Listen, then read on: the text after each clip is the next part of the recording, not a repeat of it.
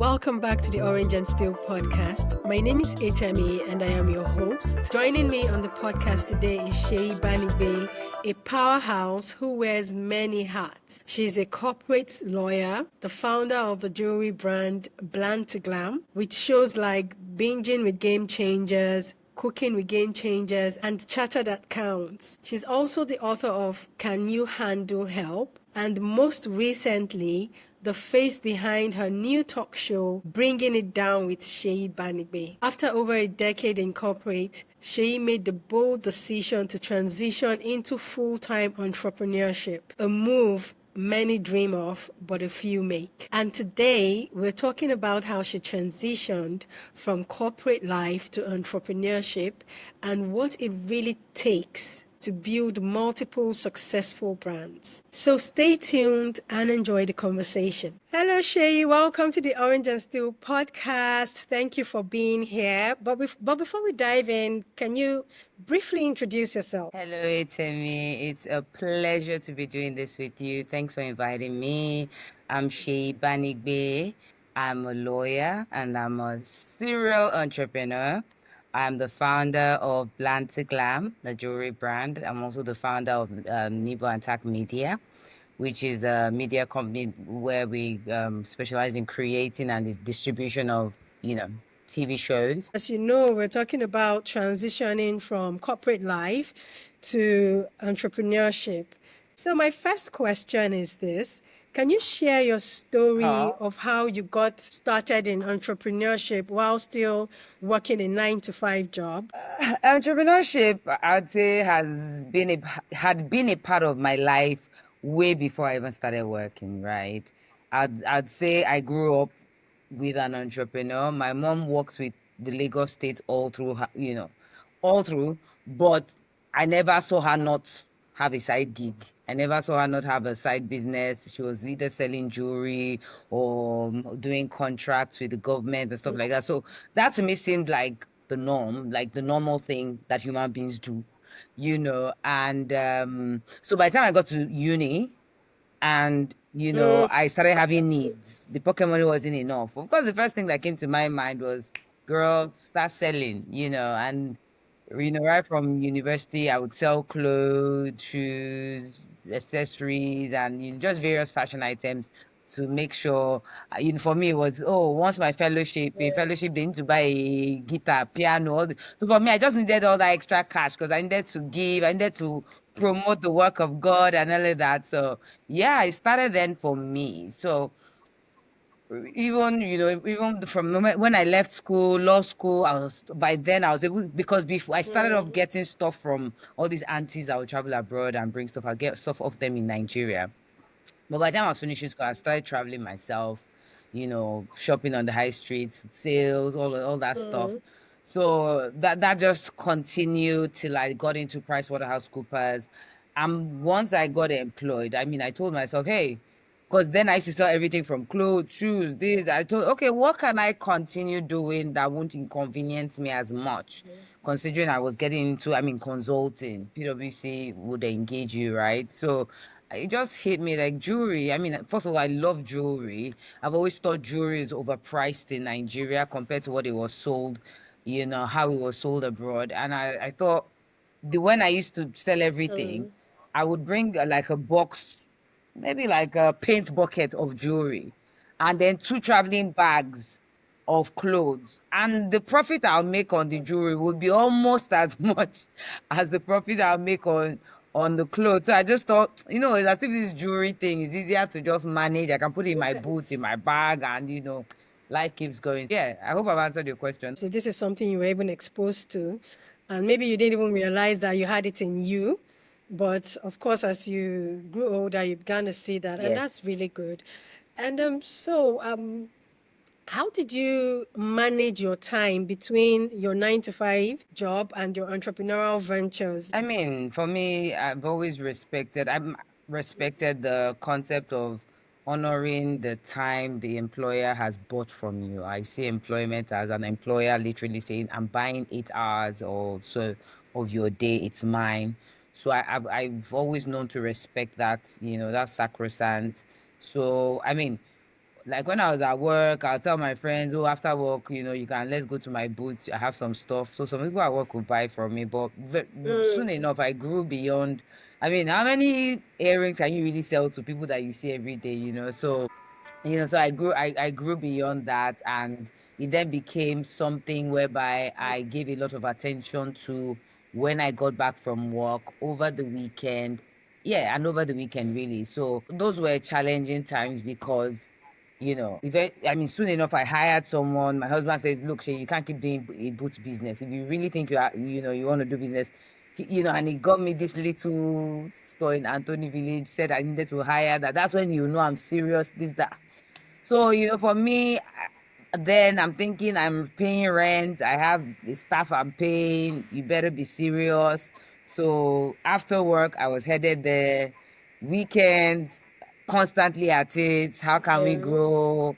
Someone paid rent for you once. He definitely isn't going to continue paying it. So we need to see, So yeah, that was really it. Yeah. You mentioned there were challenges. Yeah. Of course, I mean, it's expected, but how did you overcome them? How were you able to manage these challenges? I feel like you're one of those that does it with ease. You Yeah, make it's it a look lot. easy. Yeah, it's a That's the lot. word I will use. You make it look easy. So I'm just wondering, like, how are you able to overcome the challenges? I mean, yeah, I won't say it was a walk in the park. I definitely won't say so. But I think I had my eyes set on where I wanted the company to get to.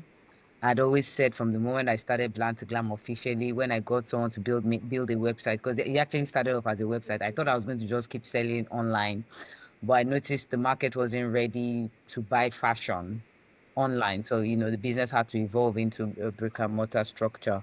But it was just I was set on the goal. I always used to say, look, we are a global brand. We are just like your Zara, your H&M, your this, your that.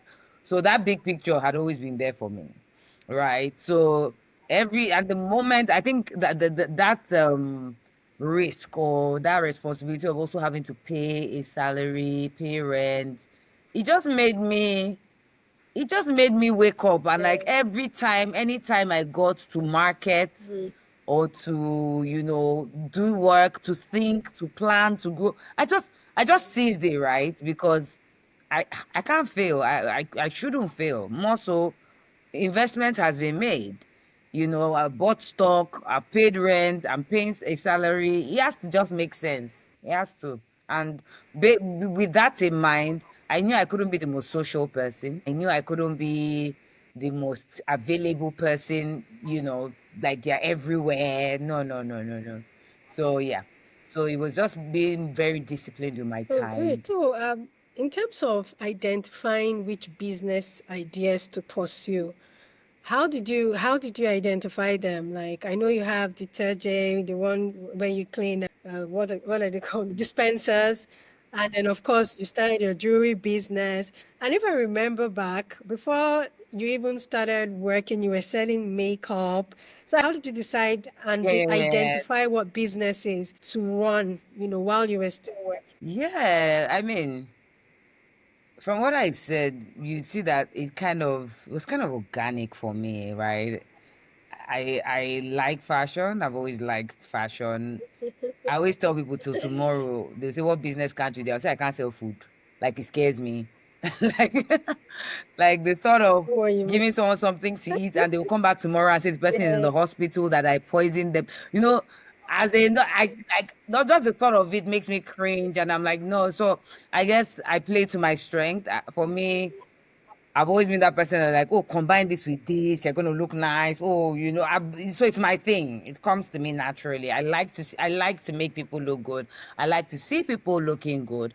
I think I know how to market. People say that I can sell ice to an Eskimo.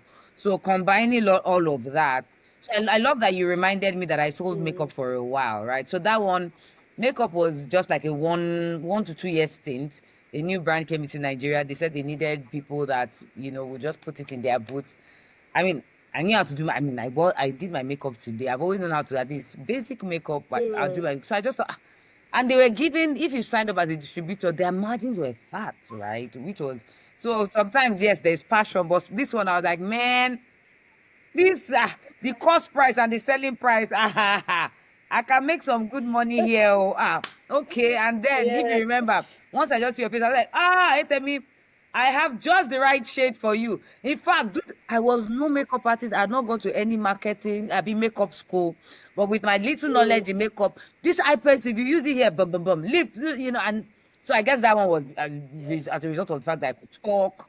I mean, I knew a thing or two about beauty, So they have so knowing where you for me it's when I'm not struggling to do something, I take note and I stay where I thrive easily. Let's just put it that way. Like my media talk isn't difficult for me. Putting organizing stuff isn't not like it's not difficult, but it doesn't stress me out as compared to you telling me come and calculate, keep draft a budget or do tech, so once I'm comfortable with something and I'm passionate about it. But I hear you, right? Because I have a company called Deterge. And what do we do in Deterge? We clean and disinfect water dispensers for homes and offices. You say, how does that connect to all the beauty, fashion, yada, yada, yada? That I say. So that one was a moment in my life. It was a passion that was birthed from an experience in my life. So that happens as well to some of us. I've said it in a couple of my videos on my podcast. I had my baby. The nurse at the hospital said, "Look, I don't know where as I was leaving, she was like, so be careful what you're drinking and eating, because everything you eat and drink will go into your child through your breast milk." And the first picture that came to my head was our dirty water dispenser in my house. And I'm like, oh my gosh, that means that dirty water will go into this kid. I can't allow that. And then I called a water dispenser company. Hello, I have a dispenser. Come clean it for me. And they're like, you're going to bring it to our studio in Oshodi. I said, can't you come to my home? No, no, no, no, no. We don't do that. See you when you come. And they just slammed the phone.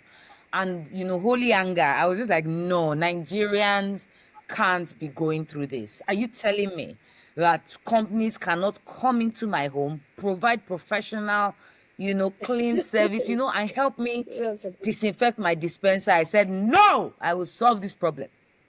And that was it. So sometimes it's what you're good at, sometimes. And of course, when I decided, I started schooling myself, research, meeting, I made sure I armed myself with relevant knowledge. So of course, I quickly built that and set up structure to around it so it could grow and, keep going.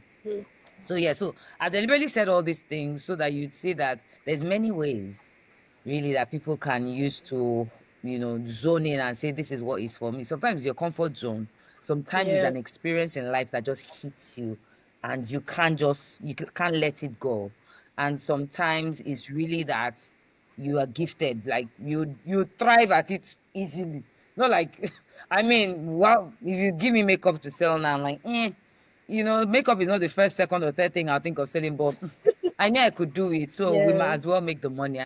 I mean, that's really good. And by the way, this is a bland glam top. I've had it this years. And yes, Hey, and our also, cotton as you know, I t-shirt. also use Thank you for rocking detergent it. services to clean my detergent. Like I love that you mentioned the t-shirt, right? Because Blunt Glam is actually a jewelry Mm, company, as you know. But I started looking for good quality t-shirts. It's a me. I would even go to the UK in the high street stores. All of them, you wash once and they will just lose elasticity, and just be a mess. I said, you know what? This is a problem. Can't people have nice snug t-shirts to wear under their suits or just when they're exercising? And I took it upon myself. When I went, was it China or so? I said, I'm going to find a good factory that will make me good t-shirt. Because if it's such a major need for me, there's people out there. it's, I mean, beautiful quality. And I just love that you keep finding ways to get the best, finding ways to solve problems. And that's really great. So the next question, how did you handle the financial aspect of transitioning from a stable paycheck to an uncertain income from your own business? Just to add to that question, had you already created like a financial cushion before leaving your job? Yeah, I won't lie, I saved. I mean, I from like 2 years to the time I resigned, I kind of knew I was inching towards resigning. I saved, I saved, I saved. I was resigning. The plan was to go into my jewelry brand and Deterge, the cleaning facility management company. I didn't, media wasn't in my plan. Of course, I then set up my law firm and all of that when I, because then I was now able to provide legal services to people since I had resigned. But then media happened to me. I got introduced into, the world of media, and the way my all of my savings flew away, because media is expensive. It's expensive, especially the kind of media I do, because the TV shows, significantly large productions, so even though I planned, even though I planned, life still happened, money finished, and that's where I thank God that, I'd always had multiple streams of income because, even if one is not doing well, at least one is bringing in something, and then this and that, and then, I mean, once or twice, here and there, you have a major production. I've had once or twice, I've had to take quick loans from the banks to just wrap up a production, and yeah, that's happened once or twice, but yeah, that's really been the story. One thing you said is that you saved, and then when things got a bit challenging, I think you had grown to that point where you could take loans once in a while to offset whatever debt or expenses you had to. So at least that's something to take away for those that are thinking of venturing into entrepreneurship. So save. But let me ask you, for those that haven't like saved up to that point, because I know for you, you were working in the corporate space for about 10 years, if I remember, before. So obviously you've been planning all that time, you've been saving, right? But And yeah, oh, but for some people it about. might be a shorter time. So what can they do? Do they have to remain there to save, or can they, venture in? I mean, if they can keep working, if they can keep working, honestly, I honestly do not believe in sacrificing your sustenance to live Yes, your it dream or is. passion. Mm-hmm. Like, entrepreneurship it's tough. Let's not lie to ourselves. It's not easy. But I believe that in trying to build something significant for yourself and your family, I don't think the kids, your core Yeah. responsibilities, feeding, housing, all of those things should not be toyed with. So if you have to keep working, to sort out your personal needs, and then you can now stress yourself to make, to find the time to build both at the same time. If there's no conflict of interest with your job, I'd say do that. So now you're running a law firm, a jewelry business, and a media company with multiple shows.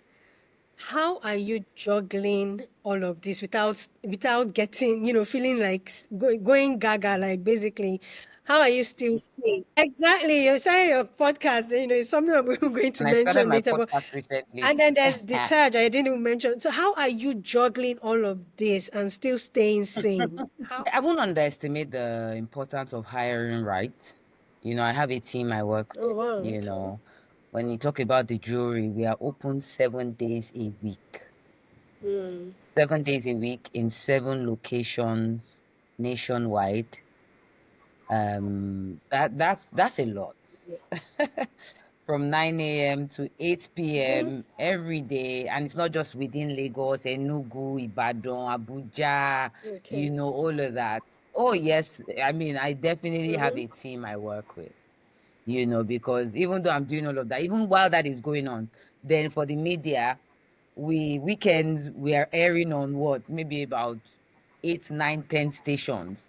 So, as I speak, I'm probably on TV, I'm showing on TV all through the weekend, we're on stations. That's I can't, I'm going to kill myself. I can't make all of that happen because there's people that will edit the show, then send, put in ads, because the way media works, we work with media agencies who send adverts to us every week. Oh, can you put this Ovaltine ad in your Africa Magic program? So there's all the details. There's so much that goes on. So I'm thankful, for the team I work with. But setting up, building a good team, not easy. Overseeing a good team, because even though I have the team, I've set the structure to make sure that every hour I know what's going on. I know everybody that is doing what they're meant to do, when they're meant to do, how they're meant to do. So At least this morning I was telling you, oh, I've been to the gym, I've done a lot of things. Yeah. So if I didn't have a team that everybody knows their responsibility and making sure that I won't even have a life, right? So I'm Oh, thankful that I can live alongside build, and run my mm, businesses. I would so say thanks to the important. team, thanks to tech, optimizing technology has also helped because for instance, all of the locations I speak of now in 7 locations, I can see all of them on my phone. you know, if I want to, if we think something is Yes. going on, we just need to open our phones, check a camera and start, so technology helps, even with stock management, inventory management. So technology, people should also maximize the power in technology in getting things. That's So really I would say good. Of course, people, my as we know, we team and can't do it technology all by have ourselves. also really We'll helped burn me. out. We experience burnout. So that's really good. How you've been able to build structure. Mhm. And I think that's what some businesses lack as well, that proper structure and being able to manage the people from different locations at different locations. So that's really, really, really good. So, but I would still ask you, did you ever feel like giving up on any of your businesses? Were there times you just felt like I'm done?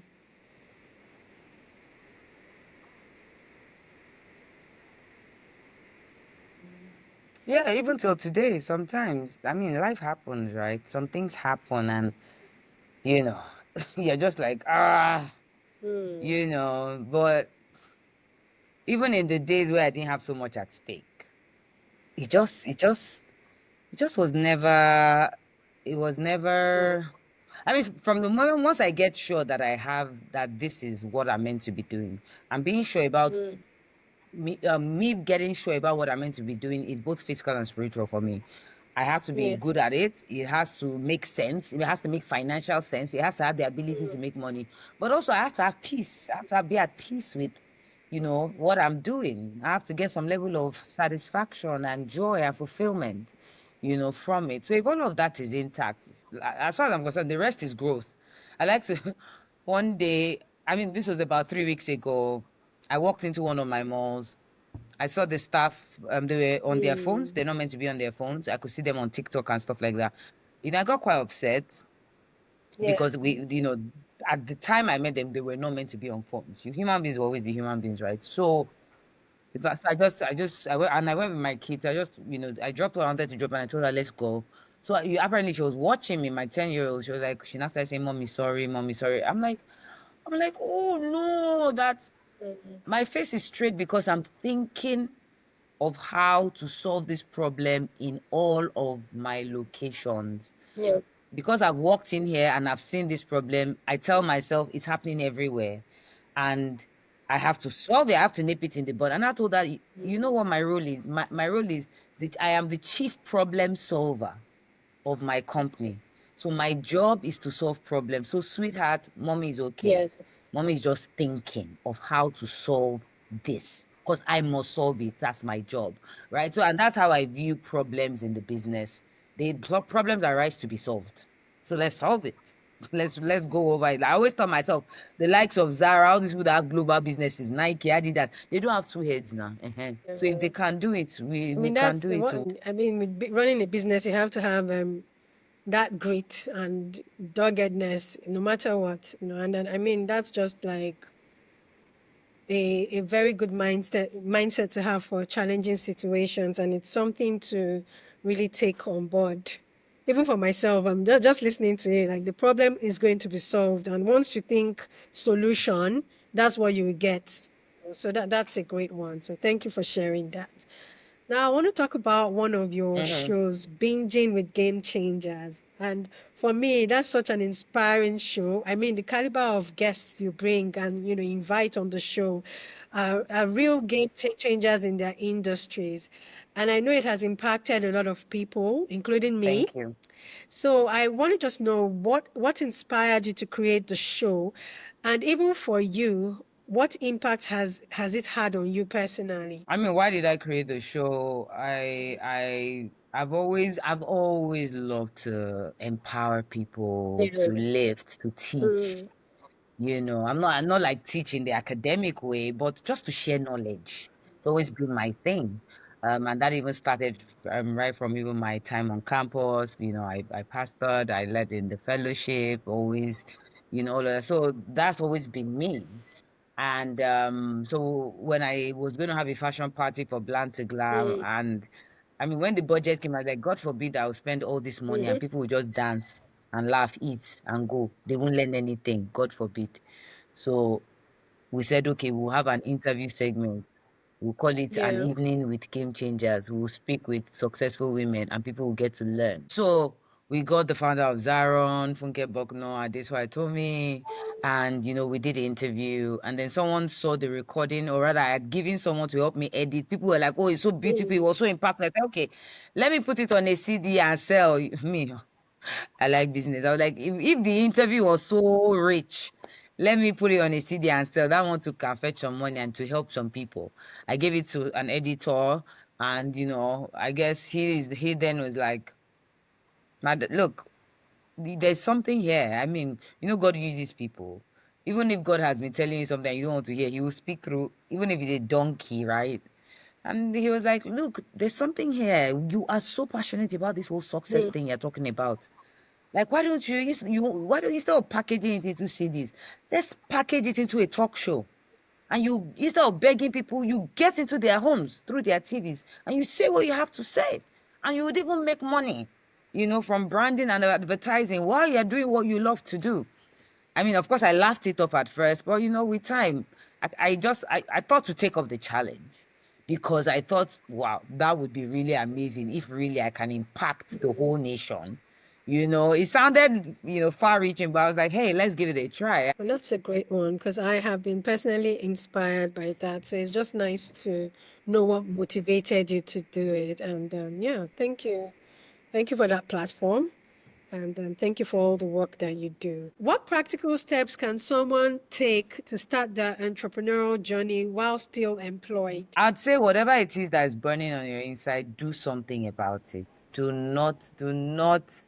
Don't shove it aside Yeah. anymore. Whether you now need to resign to do it is what I can't answer for you. You know, um, I've interviewed people, I've spoken with people on my podcast where they had to stop. They stopped their careers and Mm. faced the new venture fully. And I have people that I spoke with that juggled. I have people that I spoke with that switched careers. So the truth is, there is no one way. But the one thing that is sure is that you must do Yeah. something about Mm. that passion, because the level of fulfillment that it gives, money cannot buy it. Nothing else can give it to you. And what I found consistent with most of the stories and the people I featured on the podcast is most times Mm. when you're having that nudge to start something, Yeah. God usually doesn't show you the jackpot, the juice, all the juice that is inside. Mm. You just need to do that one thing. And most times it leads to bigger and bigger and better things. But it all starts with that first obedience. So I'll just say, do it, man. You might do it voluntarily. Like I remember one of my guests on the podcast said, if for instance, you're always like, oh my gosh, my akara is the best. My akara is the best. I make the best akara. And akara just gives you joy. He said, look, you can still have your career and be throwing akara parties once or twice a month.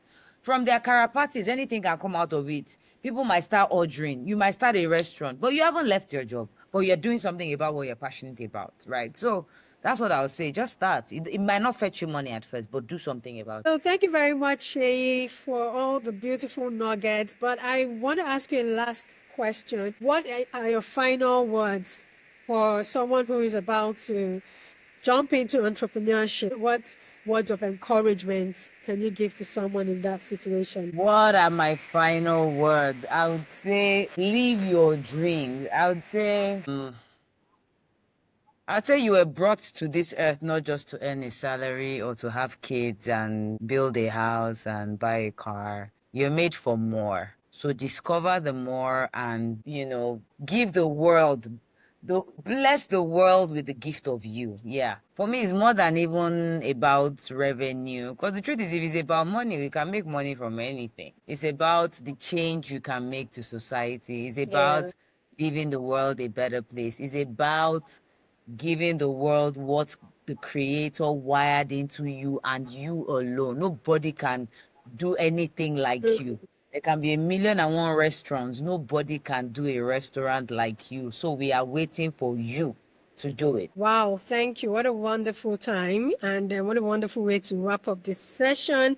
Been my Thank you for coming on the pleasure. podcast. Been my pleasure. Thank you. Thank you. And don't forget, remember, I would recommend, because of course we have limited time here, and a lot of what HME's questions have harped on relates to this entrepreneurship thing and how to move over. And like I said, a lot of this topic has been addressed at length on my podcast.